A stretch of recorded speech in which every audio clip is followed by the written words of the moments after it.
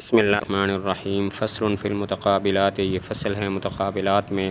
نعنی بہا، ہم ان سے مراد لیتے ہیں الظاہر والنص والمفسر والمحکم، ظاہر، نص، مفسر اور محکم، مع ما یقابلھا، بمع ان چیزوں کے جو ان کے مقابل ہیں، من الخفی یعنی خفی، مشکل، مجمل اور متشابہ۔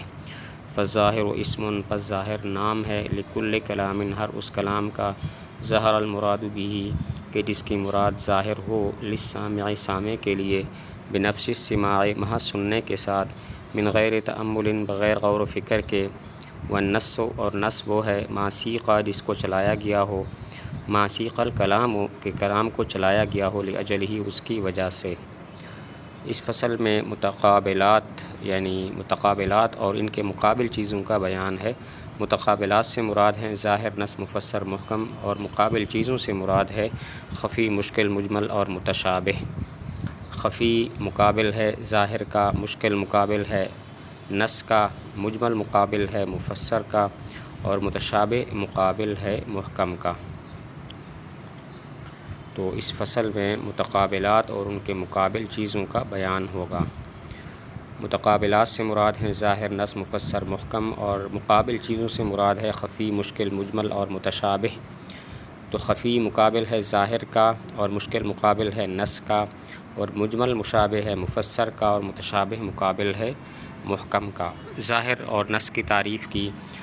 ظاہر ہر اس کلام کو کہتے ہیں کہ جس کی مراد سامع کو محض سننے سے ظاہر ہو جائے، واضح ہو جائے، اور غور و فکر کی ضرورت نہ ہو۔ اور نص کہتے ہیں جس کے لیے کلام کو چلایا گیا ہو۔ ظاہر ہر اس کلام کو کہتے ہیں کہ جس کی مراد سامع کو محض سننے سے ظاہر ہو جائے، واضح ہو جائے، غور و فکر کی ضرورت نہ ہو۔ اور نص کہتے ہیں جس کے لیے کلام کو چلایا گیا ہو۔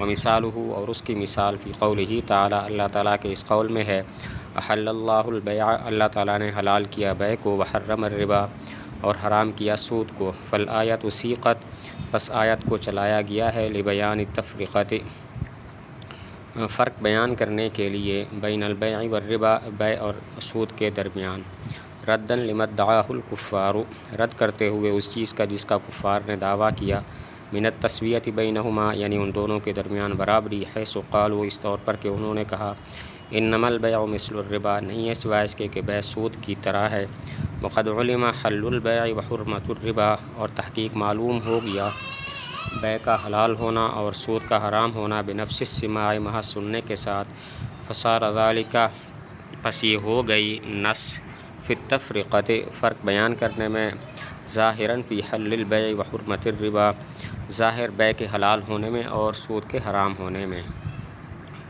تو ظاہر اور نص کی چند مثالیں ہیں۔ ایک مثال ہے احل اللہ البیع وحرم الربا، تو اس آیت کو چلایا گیا ہے تاکہ یہ بیان ہو کہ سود اور بیع کے درمیان کیا فرق ہے، اور یہ کفار کے دعویٰ کا رد ہے۔ کفار کہتے ہیں سود اور بیع یہ دونوں ایک چیزیں ہیں، اور ایک چیز ہیں، چنانچہ وہ کہتے تھے انما البیع مثل الربا، بیع سود کی طرح ہے۔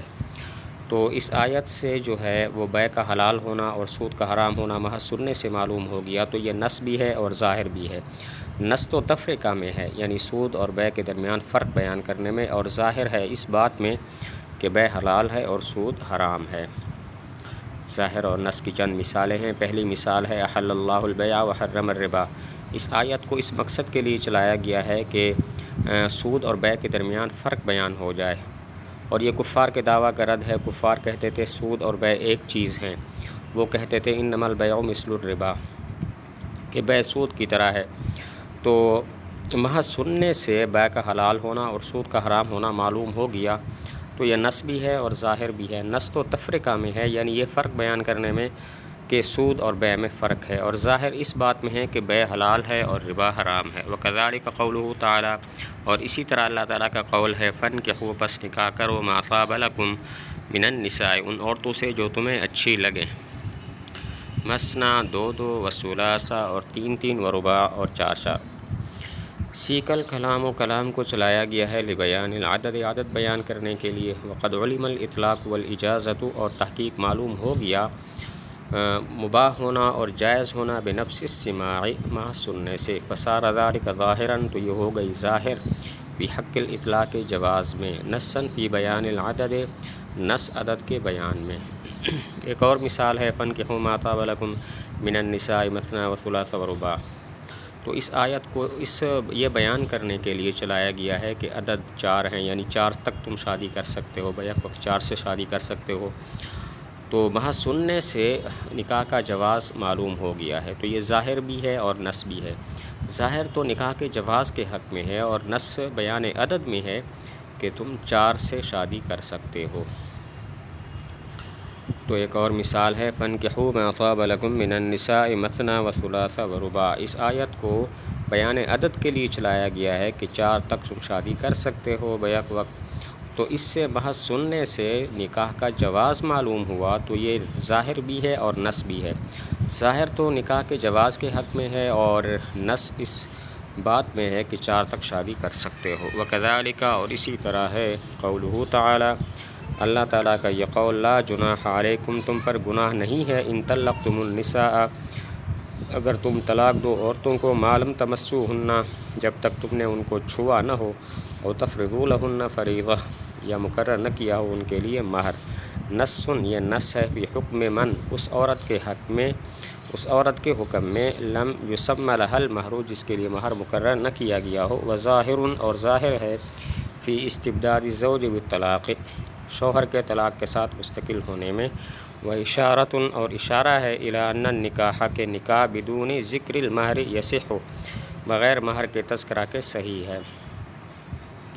ایک اور مثال ہے لا جناح علیکم ان طلقتم النساء۔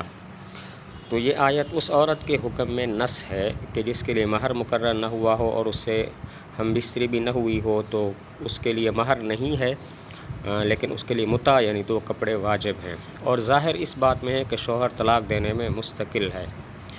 تو اس آیت میں اس بات کی طرف بھی اشارہ ہے کہ نکاح بغیر مہر کے تذکرہ کے بھی صحیح ہے، کیونکہ اس میں فرمایا ایسی عورت کہ جس کا مہر مقرر نہ کیا گیا ہو، تم طلاق اس کو دے سکتے ہو، اور طلاق تو نکاح کے بعد ہوتا ہے، طلاق تو دی جاتی ہے نکاح کے بعد، تو معلوم ہوا کہ نکاح بھی ہو گیا تھا بغیر مہر کے تذکرہ کے۔